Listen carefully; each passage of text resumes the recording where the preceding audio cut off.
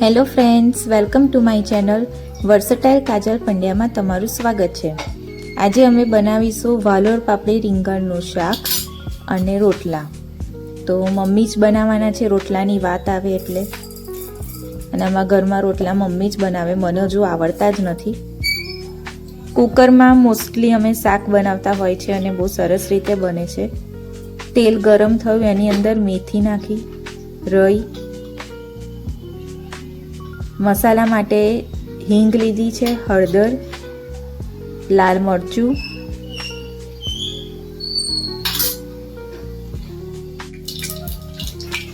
રઈ તતડાઈ ગઈ છે એટલે આ મસાલો અંદર નાખી દેશે। સેજ પાણી રેડી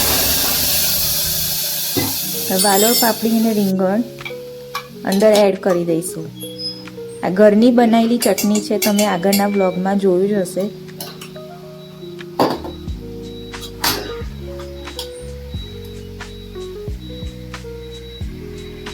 ધાણા જીરું,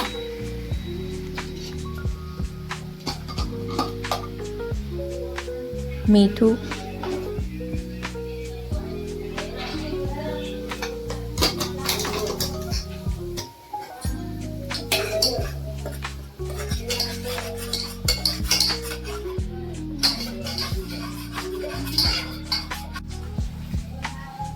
વાલોર પાપડી ને રીંગણ એ શાક બધું જ અંદર નાખી દઈશું।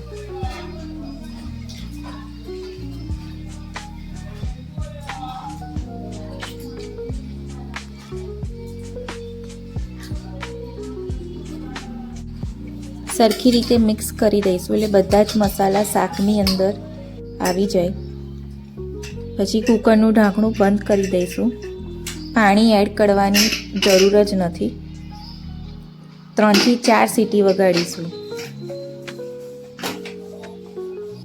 હવે બનાવીશું કઢી। આ એકદમ ખાટી છાશ છે, એની અંદર થોડુંક દહીં એડ કરીશું। આ મસ્તી દહીં મોરું છે। આજે તો પ્યોરલી કાઠિયાવાડી મેનુ રાખ્યું છે અમે। રવિવાર છે, રજાના દિવસે આવું ખાવા મળે અમને। ચણાનો લોટ એડ કર્યો છે, બરોબર રીતે વલોણીથી મિક્સ કરી દઈશું। એની અંદર નાખ્યું મીઠું, ચટણી, ધાણા લીલા મરચાંની છે, આદુ લસણ પણ છે અંદર।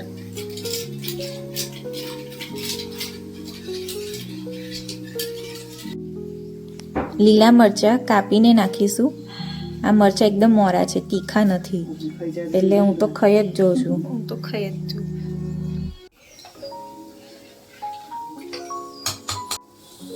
લીમડી નાખીશું। કઢીમાં લીલા મરચાં અને લીમડી હોય તો કઢીનો ટેસ્ટ બહુ જ સરસ આવે છે। હવે એનો વઘાર કરીશું। તેલ લીધું,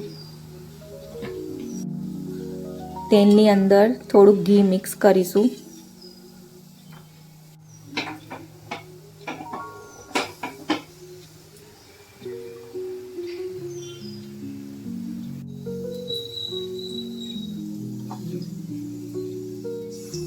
સહેજ ગરમ થાય એટલે નાખીશું અંદર જીરું,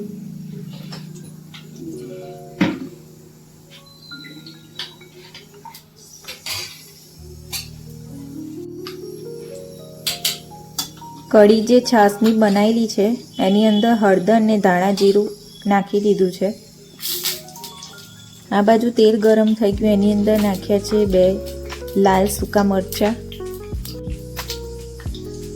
મેથી,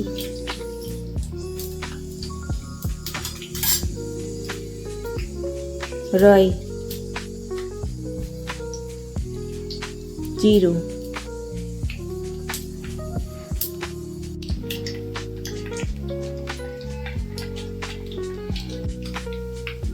હિંગ નાખી, હળદર, લાલ મરચું,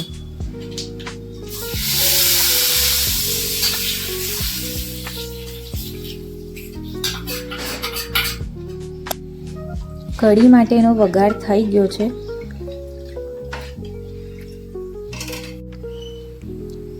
ગળપણ માટે થોડો ગોળ નાખીશું, ખાટી છાશ છે એટલે। કઢી તૈયાર છે. હવે એને ઉકાળવા દઈશું 2 થી 3 મિનિટ માટે. ઘરની બહાર બહુ જ સરસ તાપ આવતો હતો અને આટલી ઠંડીમાં આવો તાપ મળી જાય એટલે મજા પડી જાય. બસ શાંતિથી હું તો બેઠી હતી તાપમાં. શાક અને કઢી બની ગયા છે. હવે વારી આવી છે રોટલાની. રોટલા ગરમ ગરમ જ ખાવાની મજા આવે એટલે જમવાનો ટાઈમ પણ થઈ ગયો છે.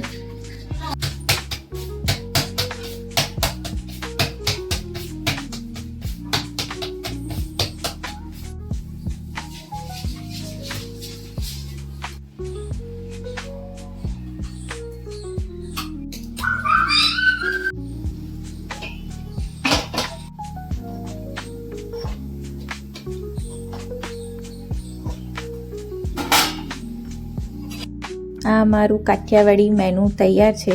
રોટલા, ઘી, 2 ચટણી, વાલોર પાપડી રીંગણનું શાક, કઢી,